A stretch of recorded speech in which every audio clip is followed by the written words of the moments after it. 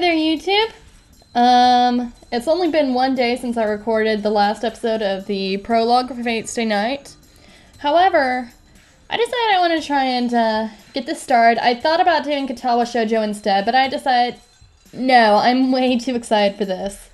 So, I think we're going to go ahead and start onto the Fate route.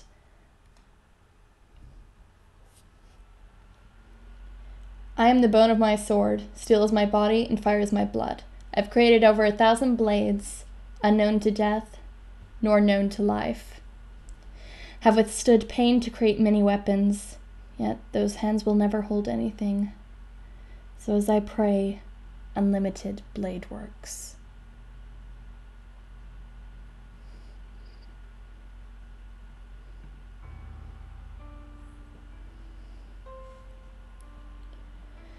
When I came to, I was in a burning field. I guess there was a big fire. The familiar town had turned to ashes, and it looked like remains of a battlefield from a movie. But that didn't last long either. The fire had died down by the time the sun rose. The tall wall of flame had shortened, and most of the buildings had fallen. It felt strange, being the only thing that still had its original form. I was the only one still alive around here. I must have been really lucky, or my house was built in a lucky spot. I don't know which it was, but the point is, I was the only one left alive. I feel that since I survived, I should live on. I started walking aimlessly because I thought it would be dangerous just to stay there. I wasn't really concerned about getting burned up like the people lying around me. Probably because, over and above not wanting to be like them, I had a stronger feeling in my mind. But still, I had no hope.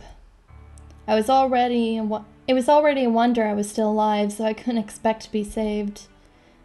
I won't survive. Whatever happens, I won't be the one able to escape from this red world. It was such an absolute hell that even a small child could understand it.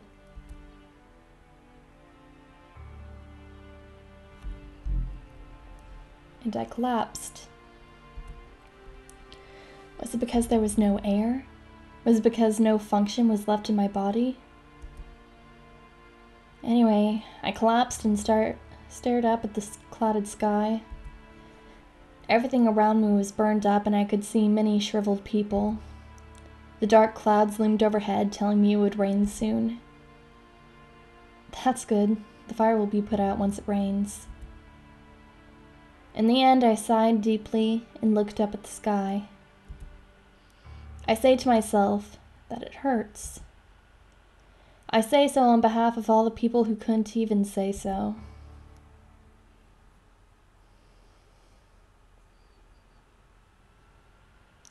That was 10 years ago. And after that, I was miraculously saved. My body survived, but I think all the other things about me burned up and were reduced to ashes. If you take away a child's parents, home, and all such things, there's nothing left for him. That's why there was only my body. I think it's a simple story. In other words, in order to let my body live, my heart died.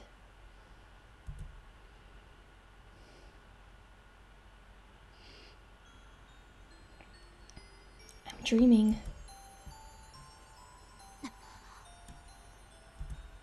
I squinted my eyes at the white light.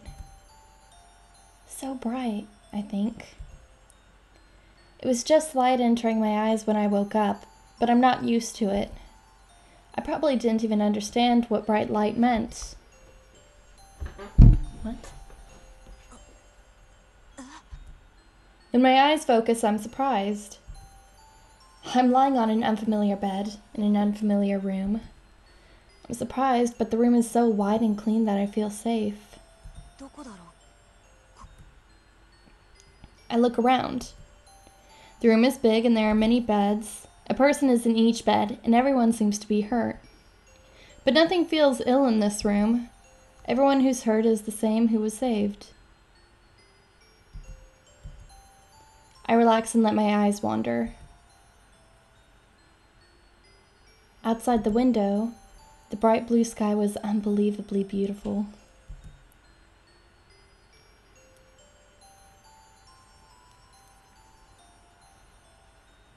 After a few days, I finally understood.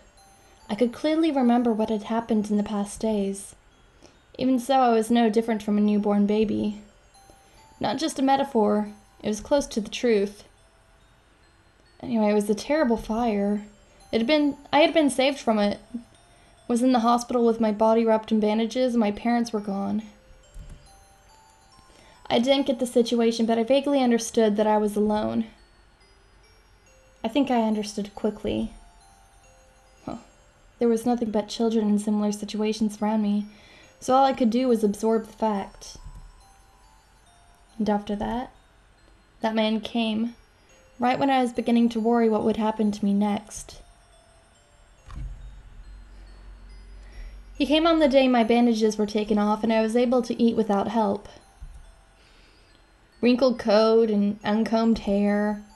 The man, a bit younger than the doctor, felt more like a big brother than a father. Emiya Shirou. A smile that seemed to melt into the white sunlight. I think it was a suspicious voice, but a very kind voice.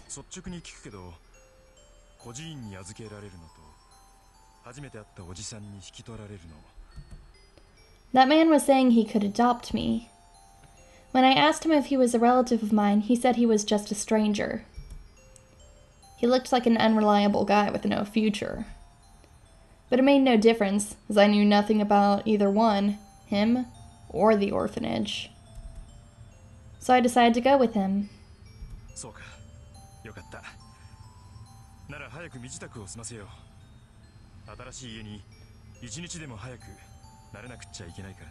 Very interesting decision-making, Shirou. Very interesting. The guy quickly started packing my stuff. His packing wasn't very good, even in the eyes of a child. Then, after making a big mess,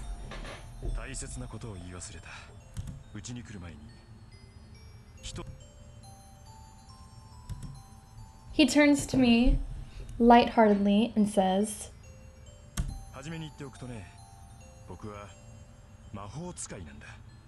"Ooh, and keep in mind that Rin said there were only 5 sorcerers in the world." He says it in a serious, exaggerated tone.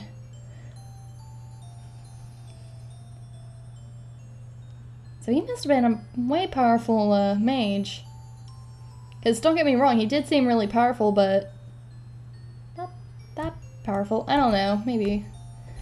It happened in an instant. Come to think of it now, I was really a child back then. I automatically believed those words.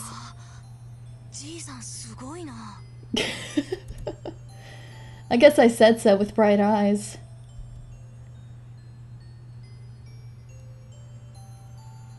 Since that time, I became his child. Actually, I don't remember what I said back then. But my father would always talk about that day. He would remember and retell the story again and again. So for my father, Emiya Kiritsugu, that might have been the happiest day of his life. So, I guess it was strange for my father to tell me he was a sorcerer, but I was strange as well for admiring that. Well, I don't know, I think depending on the age, most kids would buy that pretty easily. I don't know. And thus I became an adopted son, and my last name became Emiya. Emiya Shirou. When I said my name, I was really proud of having the same last name as Kiritsugu.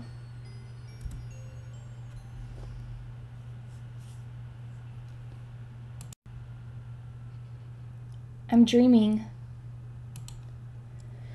A story from my childhood. It was when I finally convinced my father to make me his student, so it must have been about 8 years ago. When I was old enough to stay at home by myself, Kiritsugu started to leave the house on a regular basis. He would stay in his normal tone that he would travel the world and begin to act on those words. That's how it was after that. It was normal for him to leave the house empty for a month, and he sometimes wouldn't come home for half a year. The Emiya house is a big Japanese-style house, and Kiritsugu and I were the only ones living there. I was perplexed in this house at times, as it was too big for a child. But still, I liked my life here. Emiya Kiritsugu would come home from his journeys and tell me lots of stories like a child. And the child who shared his last name would be at home waiting for those stories. I was always alone in the house, but that loneliness would all fade with the stories he brought back. The father who was always chasing dreams like a kid. His attitude was astounding, but he always seemed dazzling to me. That might be why I wanted to be like him someday. Well, on top of that, looking at my ever-dreaming father, I felt I should become reliable myself. Like a reliable hero of justice! Sorry, I just find the way they phrase that hilarious. Hero of justice! Alright, Fate's Day night. Day 1. I hear a sound. I hear a heavy, old, rusty sound as the door opens.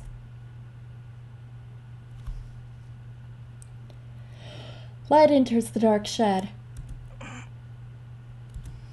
My mind, waking up,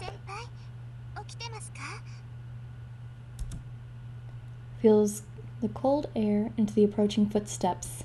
Ooh, it's a kohai! We've got a kohai, guys!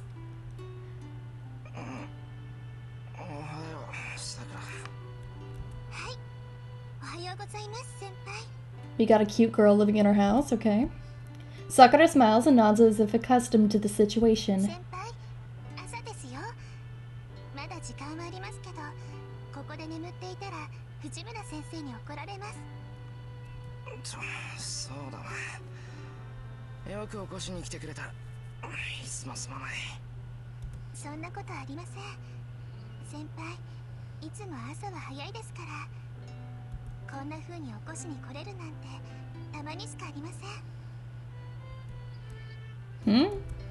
Sakura seems so much more upbeat today, as if she's actually happy about something. She's got such a miserable life, it's like a surprise if she's ever happy.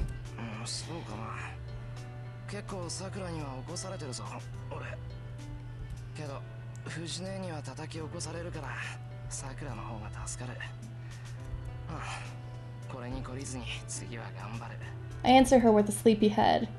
I don't know what I'm saying with my mind not fully awake. Sakura is giggling. Guess my head was still dozing and I said something weird.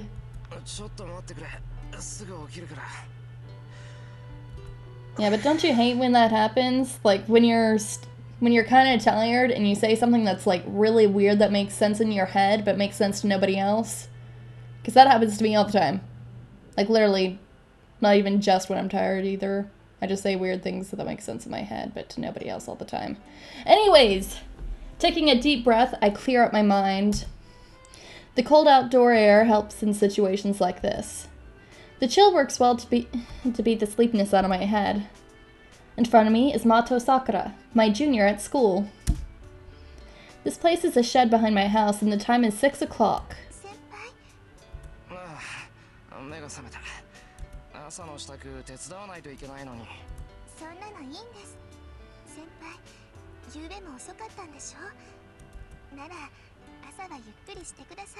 Sakura says so in a happy tone. It's unusual. Sakura really seems to be in a good mood this morning.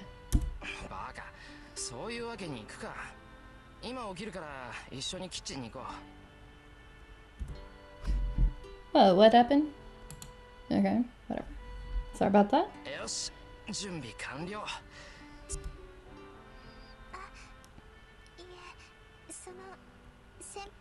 Ooh, is she about to confess? She's about to confess.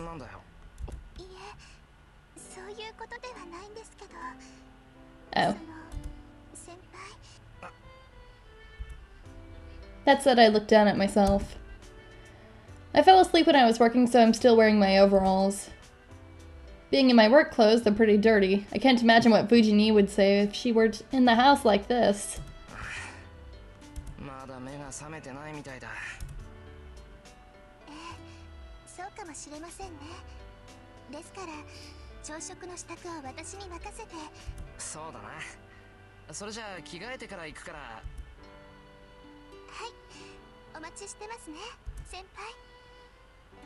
Sakura leaves.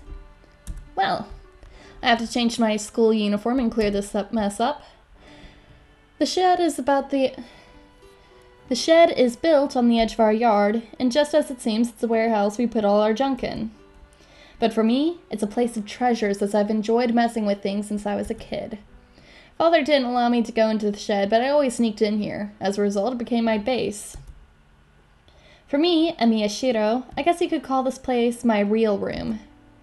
The big Emiya household doesn't suit me, and I can only relax in this space full of junk. Most of the things in here are appliances that can't be used anymore. Did I bring all the junk in here because I liked the place, or did I come in here because of all the junk? Good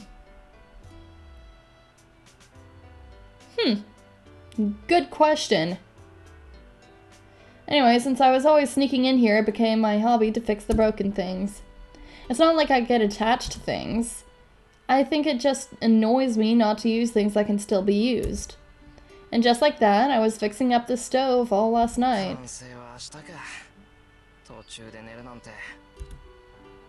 I shake off the feeling of disappointment in myself. I gather up the parts of the stove and put them on the shelf full of things waiting to be fixed. There are no spaces left on the shelf full of things awaiting repair. The old VCR awaits after the stove. I guess I'll ignore the fact that Fujine broke both of them. Ooh, so VCRs are still around in this time. Okay. Important information. Very important.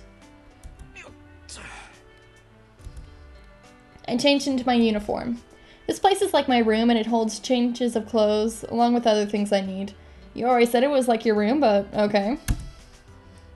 This visual novel repeats a lot of stuff unnecessarily. So, it also has lots of blueprints and junk, the result of failures from when I do my training. There's also some kind of old design inscribed on the floor, like an altar or something.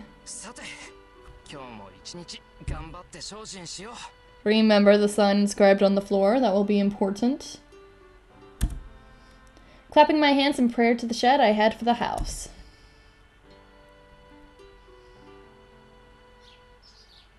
I emerge from the shed. The Emiya house is a Japanese-style house on the outskirts of town. My father wasn't much of a respected person in town, but he somehow still had this huge house. That on its own is a mystery, but it also seems he didn't have any relatives in Japan. That's why the house became mine and no one else's when my father died. No, to be honest, I don't have that kind of management ability. Old man Fujimura is in charge of the complicated things like inheritance and property taxes. Old man Fujimura is the big landlord in this neighborhood. According to father, the old man's like a Yakuza boss. Of course, this is just prejudice. He's not like a Yakuza boss. He is a Yakuza boss. Well, that's a problem in itself, but I prefer to ignore it. It's certainly true that he's energetic and scary, but he's actually not that bad of a person. It really helps me as he pays a lot when I tune up the motorcycle he likes to ride. Anyway, that's why I'm the only one living in this big house. It's been 5 years since father died. The days have passed quickly. I sigh, think about how much I've grown in those 5 years. I've trained every day to be like Kiritsugu, but it's not that easy in reality. It's natural because I have no talent to begin with. But what can be said about having no improvement at all in 5 years? What can be said is that you suck at magic and should not ever do it again. To sum up the present in one sentence, my goal is so far away that I'm not even at the starting line yet.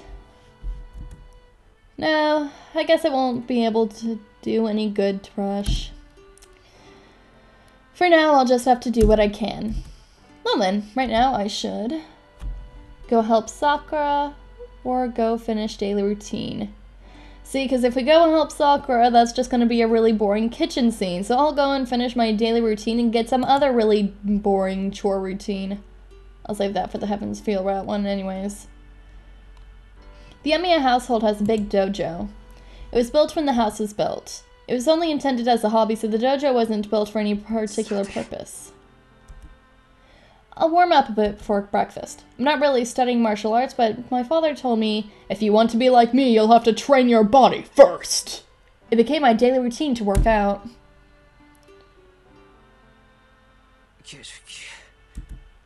Lots of push-ups. I finished my routine sit-ups and changed out of my gi into my uniform. I slept in this morning, so I cut short my workout. Some sit-ups with no stretching should be enough. I'm not the kind to build up a lot of muscle, and it's not like I want to get into a fight. All I need is enough athletic ability to handle sudden accidents and to move as I wish when I have to. After all, the thing I want to become is the complete opposite of an athlete. You want to becoming a lazy couch potato? Like me? Oh, cool.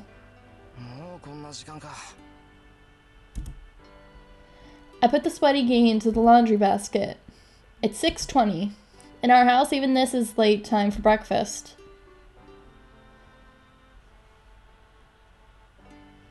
Breakfast is already prepared.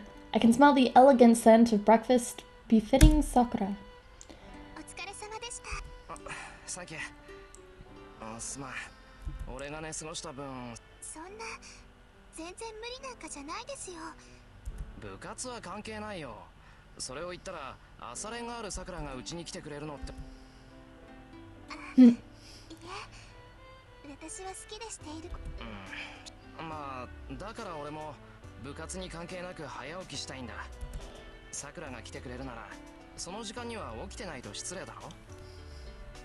For me, waking up early is waking up before Sakura gets here, and sleeping in is making Sakura prepare breakfast on her own, like today.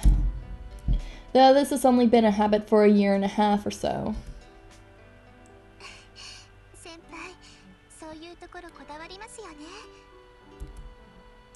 Sakura smiles, as if remembering it. Yeah, he is so honest, it's almost annoying. Actually, just remove the almost in that previous sentence. Mitsuzuri is the captain of the archery club Sakura is in, and someone I have a lot of acquaintance with.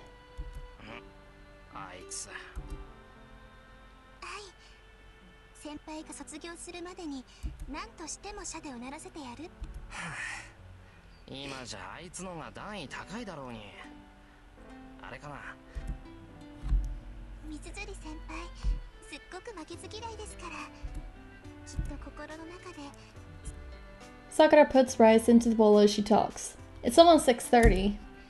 The archery club's morning practice starts at 7. It's not mandatory, but she can't afford to take it easy.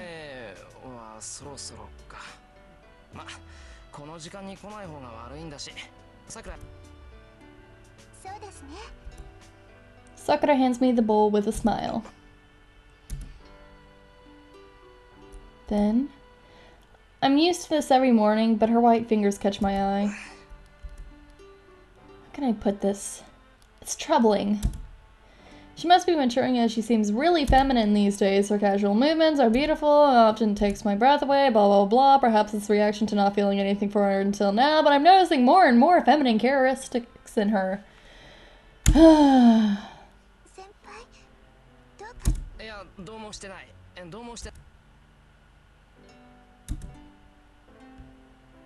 Honestly, why am I feeling tense around my friend's sister?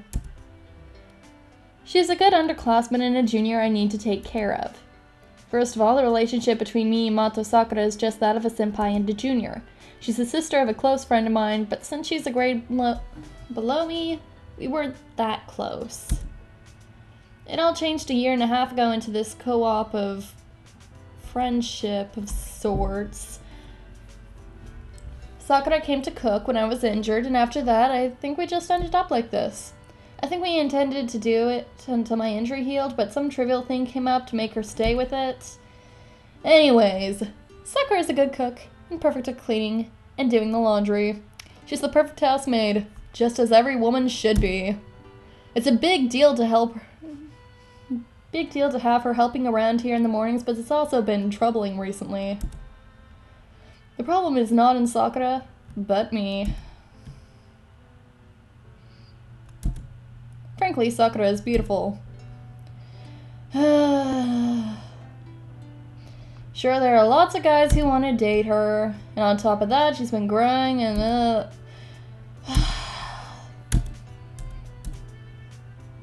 okay. Yes, it does make you an unsuitable senpai. Very, very unsuitable senpai. Bad senpai! Breakfast is placed on the table. A perfect breakfast consisting of chicken salad, cooked salmon, spinach, radish, and other foods that we don't care about. Itadakimasu! Sakura and I bow and start our meal quiet. That was horrible. Okay. The sounds of our chopsticks echo. Sakura isn't the talkative type, but I'm not versatile enough to talk while eating. Naturally, mealtimes are quiet. Usually it's louder, but today the loud person is. She must have been watching spy movies last night as she's eyeing us while hiding behind a newspaper.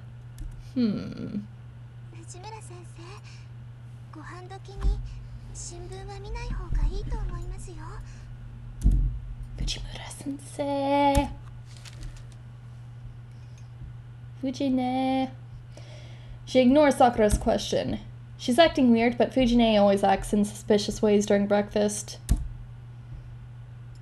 Sakura must be used to it as she continues to eat with no particular care. Sakura prefers to make Western foods.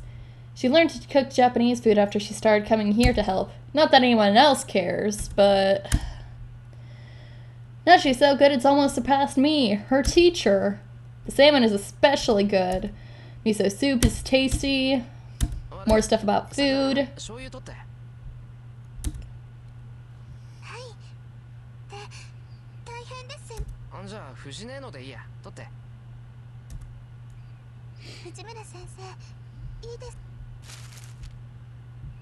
Fujimura-ne nods.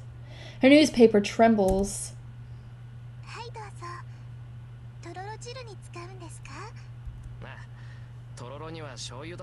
Oh, look at that smile. Sakura's in on it too. I just know it. You're putting it in your yam soup, right? She's in on this. I know she is.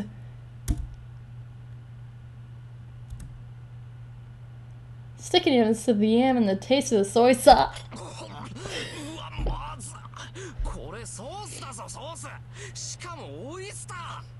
I almost throw it back up. And then... Fujimura, you devil, you! Fujini throws her newspaper away.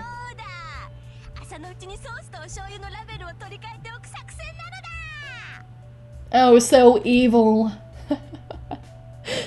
The female spy throws up her arms to show her happiness.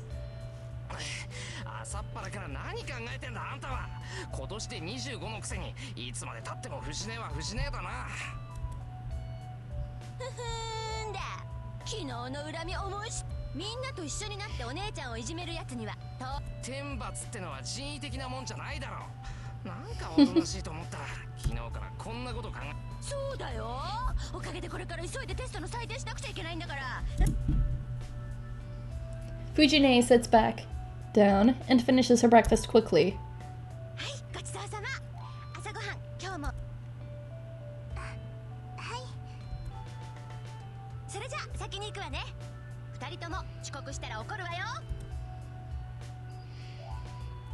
And she runs off. There's something wrong in the world, which that thing is a teacher.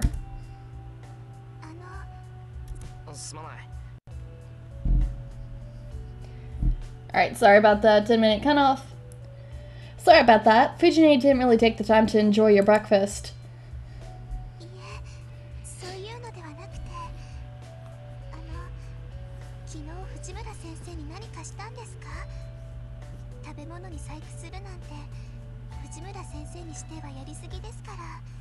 Oh yes, because it's so terrible to put replace the soy sauce with oyster sauce.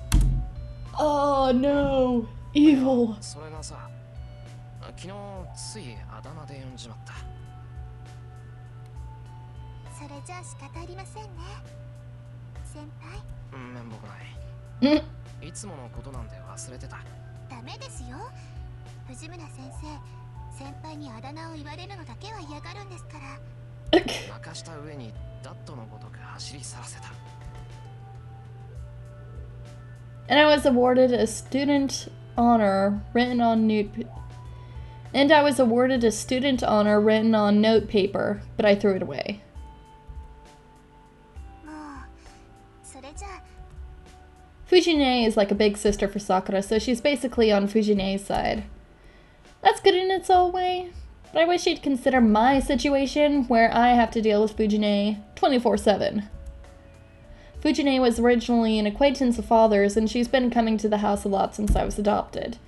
She started to show up even more after father died, and she is now almost independent, eating breakfast and dinner here. No. Maybe she's why I was able to make it on my own even after my father died. Fujine, Sakura, and I are now the residents of the Emiya household. But I'm the only one who knows that my father was a magus. It's said that magi must hide their identities. That's why I've been hiding the fact that I'm learning magic ever since I became my father's student. I say I'm learning, but I can't even cast a single magic spell properly. With this kind of skill, it wouldn't make much difference whether I hide it or not. But because it was how my father wanted things, I've trained secretly since then. I finish breakfast and prepare for school. I clean the dishes with Sakura while listening to the news on TV. Sakura is staring at the TV screen. Over the screen runs an exaggerated teletype reading, "Gas leaks, accidents continue." It seems there was a big accident in the neighborhood town of Shinto. It happened in a building in the business district. It seems the whole floor of people ran out of oxygen and fell unconscious. Ooh. They've called it a gas leak, but this kind of accident is happening often recently. 気になるのか。いえ、別に。ただ。してるけど、別にそんな大きな店じゃないよ。今のニュースみたいな事故は起きないと思う。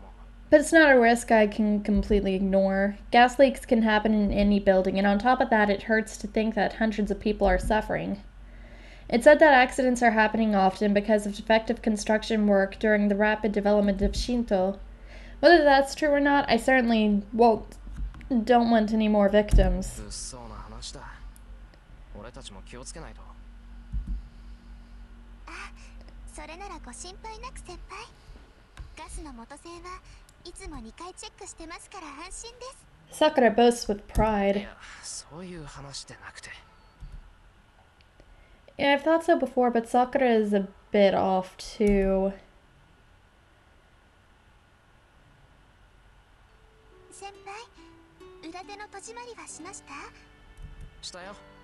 缶抜きかけたけど問題あるか？ How do you bolt a door when you're leaving it?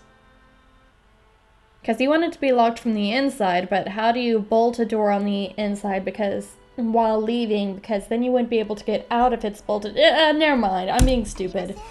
I'll just... それじゃあかけますね。先輩。少し遅くなると思う。さくらは？私はいつも通りです。多分私の方が早いと思いますから。うん、助かる。俺もできるだけ早く帰るよ。We lock the gate. Sakura and Fujini also have keys to my house, and the rule is that the last person out locks up. 行こうか。急がないと朝練に間に合わない。はい。それじゃあ少しだけ急ぎましょうか、先輩。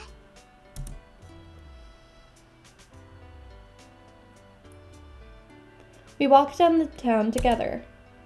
Passing the long wall and going downhill, we reach the residential district. My house is on top of the hill, far away from the center of town.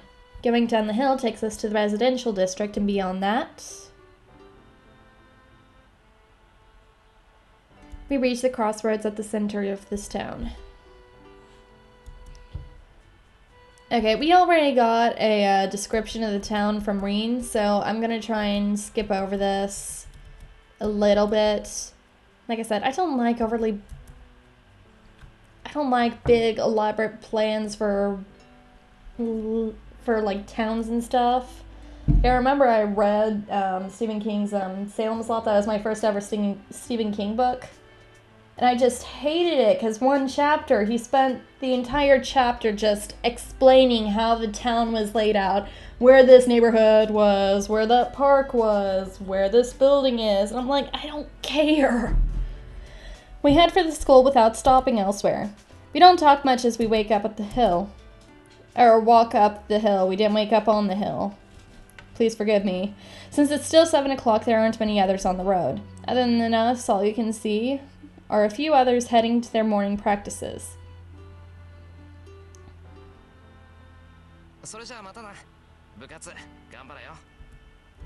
I part with Sakura at the school gates, like usual. Sakura is in the archery club, so we each part here in the mornings. But today, Sakura doesn't go.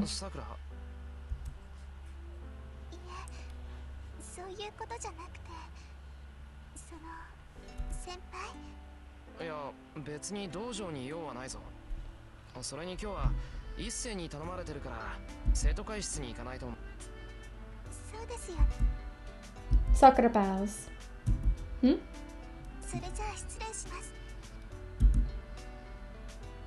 Sakura runs off like she's been ashamed of something.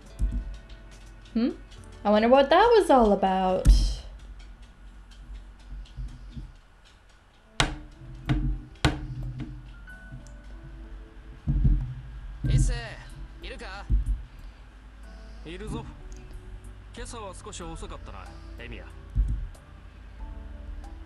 He must have been studying as Issei looks up from the paper he's reading.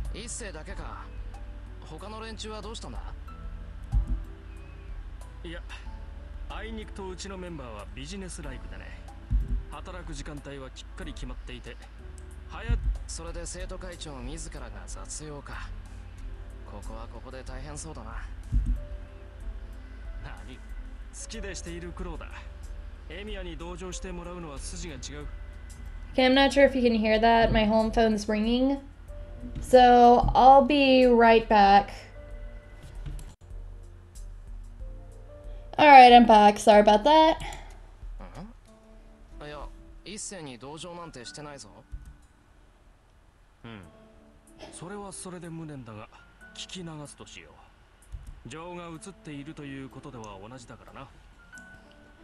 Issei, who was organizing the papers he was reading, is the big boss of the student council room.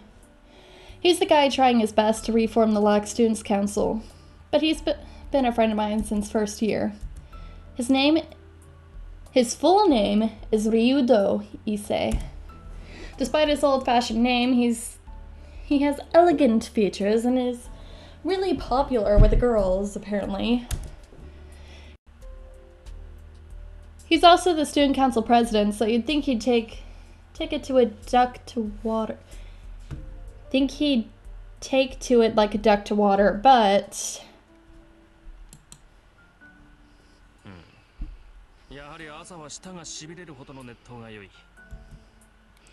he's just sipping tea like this, so he's not that firm. As you can see, Issei has a plain personality.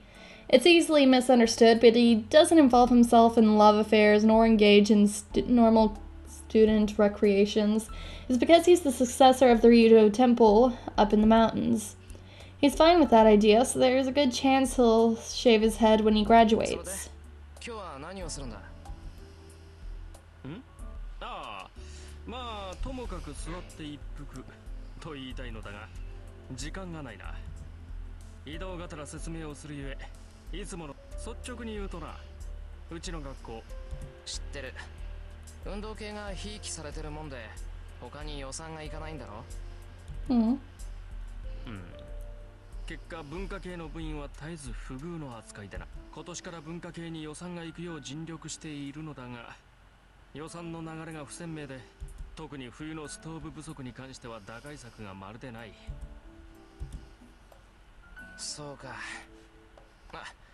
マイナスドライバー Yeah, I should be able to fix this. 導線これか。間違っていたら叱ってくれ。You say it's like me when I'm trying to help out with anything involving construction. I don't know what the tools are. I can seriously work with construction. I just don't know what the tools are called at all. 当たってるからいいよ。で、ストーブ不足がどうしたって？ここ以外にも故障してんのある。第二昇格室と美術部の暖房器具が怪しいそうだ。けど予算にそんな余裕はないと。やっぱり劣化してるだけだな。うん。治りそうか。治るよ。こういう時古いやつは分かりやすくていい。配線系のショートだから新しいのに変えればとりあえず今年いっぱいは。そうか。やるなエミヤ。おかしな日本語使うね一世。と、Mm. もう少しで済むからちょっと外に。 I don't really think you're in any position to talk to him about weird phrasing, Shiro. Pretty much everyone here phrases things oddly.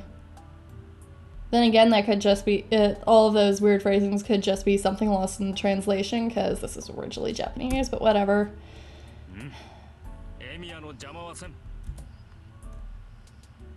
Issei leaves the room quietly. It seems he assumes that I'm going to do something delicate.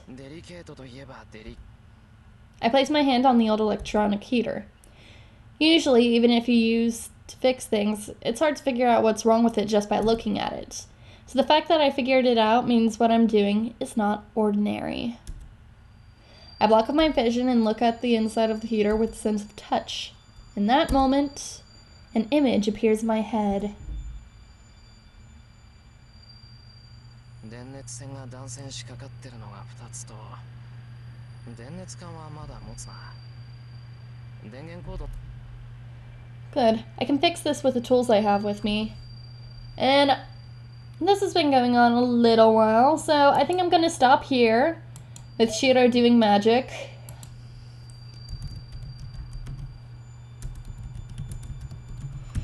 And I guess tomorrow we'll continue on with a school day, you know, just slowly work our way up to the Grail War and, you know, the summoning and all that stuff.